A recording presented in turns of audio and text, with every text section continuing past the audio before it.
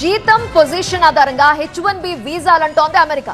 Visa holders కి Trump సర్కార్ సరికొత్త సవాళ్లు విసురుతూ మరో టర్న్ తీసుకోవడం హాట్ టాపిక్ గా మారింది. H1B వీసాల జారీ విషయంలో అమెరికన్ సర్కార్ గేమ్స్ ఆడుతోంది. సీజన్కు ఒక రకంగా ప్రాసెస్ మారుస్తూ వస్తోన్న ట్రంప్ కార్యవర్గం ఇప్పుడు కొత్త టర్న్ తీసుకుంది.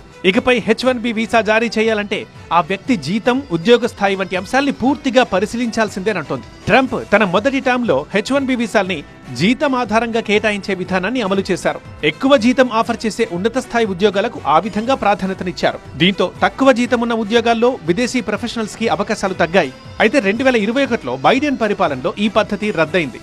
అయితే ట్రంప్ మళ్లీ అధికారంలోకి రాగానే పాత పద్ధతినే రీస్టార్ట్ చేస్తున్నారు. H1B వీసా కార్యక్రమంలో ట్రంప్ తీసుకొచ్చే మార్పులు అమెరికా ఆర్థిక వ్యవస్థ, విదేశీ ఉద్యోగులపై విపరీతమైన ప్రభావం చూపే అవకాశం ఉంది. ఇప్పటికే గత ఏడాదితో పోలిస్తే ఈసారి H1B వీసాల దరఖాస్తులు 27% తగ్గిపోయాయి. జీతం ఆధారంగా, ఉద్యోగి స్థాయి ఆధారంగా వీసాల కేటాయింపుతో అమెరికా బెటర్మెంట్ సంగతేమో గానీ విదేశీ నిపుణుల ఫ్యూచర్ ని మాత్రం కొత్తగా డిసైడ్ చేయబోతోంది. సో 2026 సంవత్సరానికి లాటరీ విధానం లేనట్లుగానే ఉంది.